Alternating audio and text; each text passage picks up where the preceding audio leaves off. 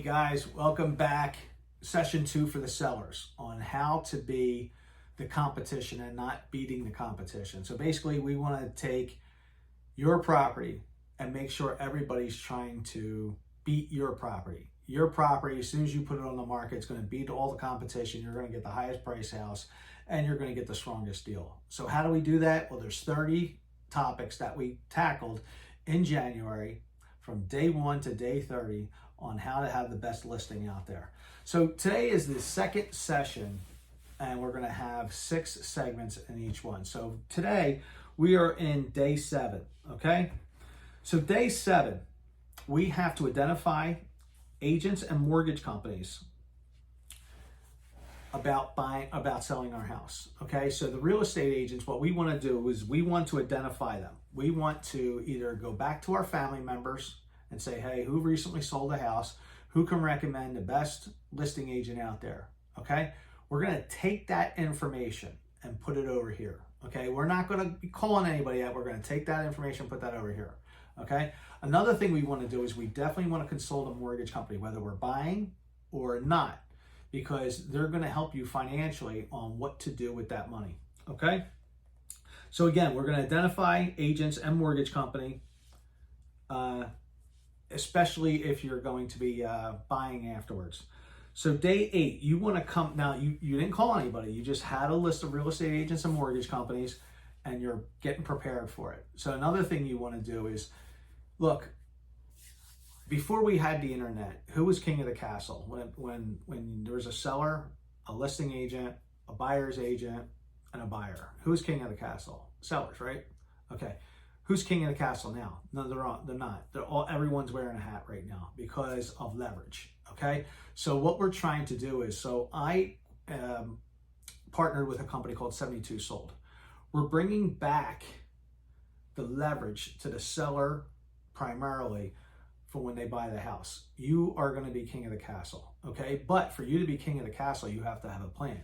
You have to have a list of questions ready to go. You have to make sure you're hiring the right people to get this job done, okay? So on day 8, we're getting a list of questions. Do you want a stress-free process? Do you want the most money? What are your hot topics, okay? So when I ask a seller why they're selling, they could be downsizing, they could be upgrading, okay? Depending on what they need. Mike, I have to buy another property after this. Okay, then we're going to make it contingent. We're going to put a contingency in this contract that's going to protect you so this way you won't be homeless. And at the same time, you're not going to have 2 mortgages, okay? So anything that is concerning you, write it down. Any questions that you have interview-wise, experience. What kind of service are you going to provide? How are you going to get my house sold? I want to hear what your game plan is, okay?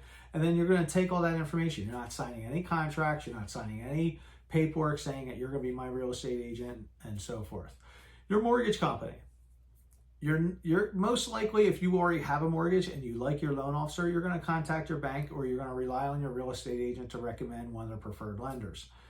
Whether you're buying or selling, I want you to tell them that, hey, I'm selling my house. What are my best options to do with this money? Now, of course, you may also want to seek a financial planner, but in the meantime, they're going to tell you what you need to do going future-wise, putting 5% down and maybe paying all that debt off, or you don't have any debt, put the whole proceeds onto that, or maybe just put 10% down, keep that extra money in the bank account because you mentioned that in the next 2 years you want to buy a shore property.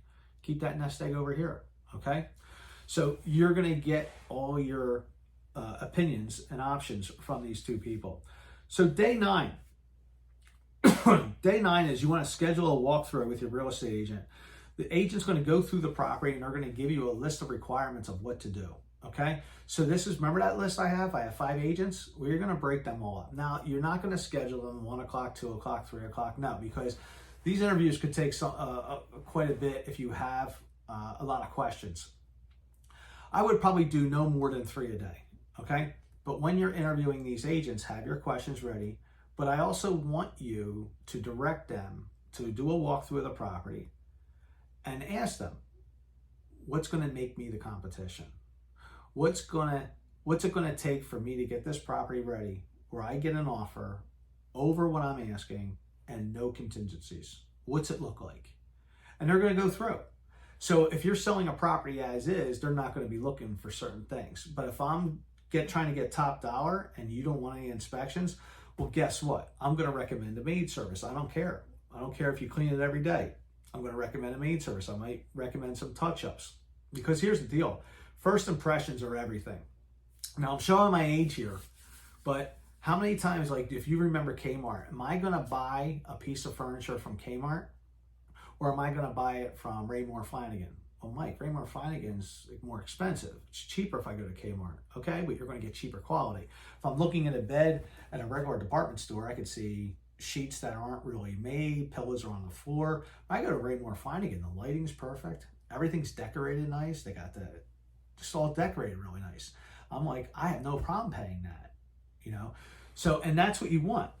Sorry, my screen went dead on me. So you want them to go through your property and say, what do I need to do? What do I don't need to do?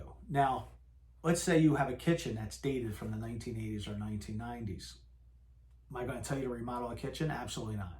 You might not get that money back because that person may not like that color that you chose. But there are going to be certain things I'm going to recommend. The cheapest way to improve the value of the house is to paint. That's the cheapest way to do it. And you're going to create a great first impression on that. So whatever the requirements are, you write them down and you're going to say, yes, you know what? I'm going to do the first 10, but the last 2 I'm not going to do. Okay. You came to that decision. All right. So day 10 brings us to identify open houses. Walk through open houses to see what the competition is doing, how they run, and how you want to host one. So we don't have your house on the market yet. We're not looking for houses yet. But in your area, so let's say you live in Pine Valley in Philadelphia, or you live in Medford Lakes in New Jersey, go to all the open houses in that area. If you don't know how to do it, go on Realtor.com, go on Zillow, or even ask your agent. Send me the open houses in my area because I want to go through. I want to see how an open house is run. I want to see what to expect. I want to see what they're doing wrong. So this way, when I have my open house, my agent knows what to do. Or when I see their system, wow, they blow this person out of the water. Okay, so you want to do that. On day 11, you want to start to do the list of recommended. You want to start the work order 2 days ago when the real estate agent came out and gave you a list of items what to do. You want to start doing them. Okay, I don't recommend the seller doing any of the repairs or any of the upgrades. Hire professionals. Okay. You're actually going to make 1.5 times minimum more on the expense that you paid. Besides doing it yourself. Yeah, I know it's cheap. Let's go to Sherwin-Williams. Let's do my paint, and then you see the streaks up on the ceiling, the bad tape job. No, have it done professionally. Even the maid service. I don't care if you're that person who cleans your house every single day. Bring in a maid service. Tell me you want a deep cleaning, and then after that's done, you're going to see why. We're going to be taking photos. First impressions are everything. You only have to get the maid service once. We understand people may have a full house, kids, dogs, and all that stuff. But the reason why we get the maid service is because we're going to be bringing in a photographer. We're going to be taking some pictures. So we want first impressions. Okay. Day 12. This is a big one. And you're going to break out that journal. Okay. You're going to write down control versus not in control. Okay. What do you have control over? I can hiring a real estate agent, firing a real estate agent, hiring a mortgage company, firing a mortgage company. Okay? When your property goes on the market. Okay? What don't you have control over? The interest rate. You don't have control over the buyer pool. Anything can happen. Somebody can lose a job. You don't have control over that. You just can't focus on the negative end of it. Like if something happens, do I have control over it? Does somebody else have control over it? Then push it to the side. Okay, the best way I can explain control and not control is a roller coaster ride. If I get on a roller coaster ride, I'm going up, I'm going down, I'm going side to side. I can't get off. There's no pull switch and say, hey, I want to get off here and I'll climb down the ladder. That ain't going to happen.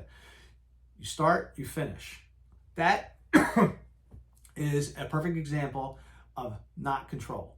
Okay, you are not in control of that. COVID, we had no control of that. Okay, it happened. We had our restrictions, but you know what? It worked out in the end. So when you have something that's not controllable, you got to ride it out. Okay, but what you do have control over is which ride do I go on? Do I go on the nice, easy ride that goes like this? Or do I go on the ride that's going like this? Okay, you get to pick which ride you want to go on. But once you're on that ride, you're there to the end. All right, and that locks us up for today's second segment, second session of 30 days to be a great seller, have the best listing out there. And we'll continue tomorrow on the next one. If you have any questions, my name is Mike Fitzpatrick with Our Team Your Dream at 267-549-2505. And if you have any mortgage questions, title questions, or real estate questions, please reach out to us. Talk to you later.